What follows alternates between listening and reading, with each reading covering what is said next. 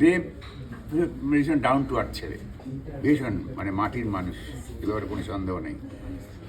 তো এবং মানুষ মাটির মানুষ বলতে ইমোশনাল ভীষণ, এবারে কোনো সন্দেহ নেই। ওর প্রথম যখন মিরাক্কেলে তো মাঝে মাঝে বাইরে থেকে সব আসতো, সব গেস্ট হিসেবে আসতো সব, তখন ওর একটু চাপা জ্বর হয়েছে দেবের কথা। তো দেব এরকম অতিথি হিসেবে এসেছে, পাশে বসছে, আলাপ আলোচনা হচ্ছে। ও নিজের মানে নিজের অসুবিধাগুলো পর্যন্ত বুঝতে পারে, নিজের ত্রুটিগুলো বুঝতে পারে, ও নিজেকে অ্যাসেস করে সুন্দরভাবে। বলছে পরন্তু আমি এই যেটা হয়েছে এটা তো আমি চাইনি মানে আমি যেটা হবো ভাবতে পারিনি, কিন্তু এখন তো আমি ব্যাক করতে পারবো না। আমার খুব ভালো লাগে এটা, কিন্তু আমার সবচেয়ে বড় স্বপ্ন হচ্ছে আমি বাবা মার জন্যে একটা নতুন বাড়ি কিনে দেবো। অ্যান্ড দ্যাট টাইম আমি ওর চোখ দেখে বুঝতে পারলাম ইট came from within.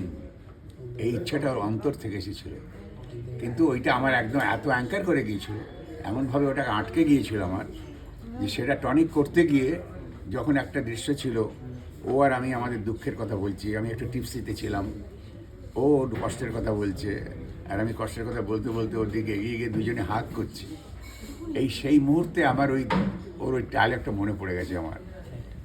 That time ওই আমার যে চোখের জলটা ছিল ওখানে, অভিনেতার চোখের জলটা মানে চরিত্রের চোখের জলটা অভিনেতার চোখের জলে রূপান্তরিত হয়ে গেছে, আমার তখন এগুলো মনে পড়েছিল।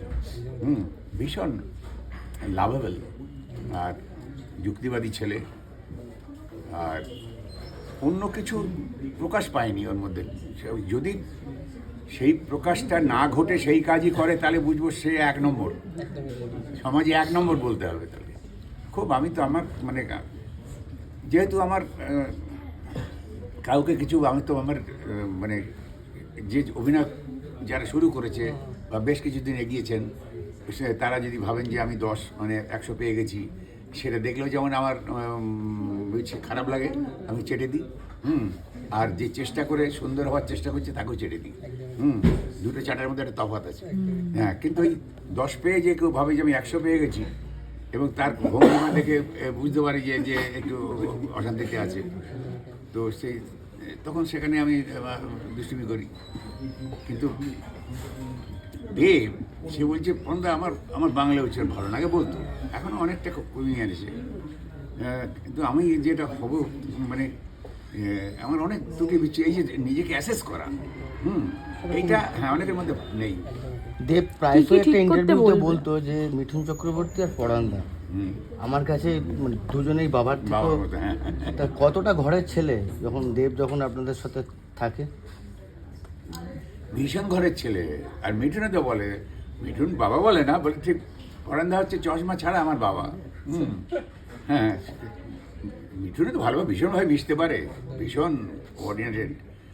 কিন্তু দেবের মধ্যে যে দায়িত্বটা এসে গেছে, শুধু এখন তো সে অভিনেতা নয়, সেটা তো প্রডিউসার, ফলে তাকে অনেক সতর্ক হতে হচ্ছে, তার অনেক কিছু অর্জন করতে হচ্ছে, নিজেকে তৈরি করতে হচ্ছে, অনেক মর্যাদা সম্পন্ন হতে হচ্ছে, অনেক রেস্ট্রেন্ড হতে হচ্ছে, কারেক্ট অ্যাসেসমেন্ট করতে হচ্ছে নিজের সম্পর্কে। সে আমরা মানে তার একটা লড়াই চলছে ভেতরে ভেতরে। এছাড়া তার আলাদা একটা মানে মানে আদার অ্যাটাচমেন্ট অফ লাইফ যেটা আছে সেটা আছে, সব কিছু মিলিয়ে মিশে আমার নাতনি আর কি, সে তো পারলে এক্ষুনি তাকে বিয়ে করে নেয়।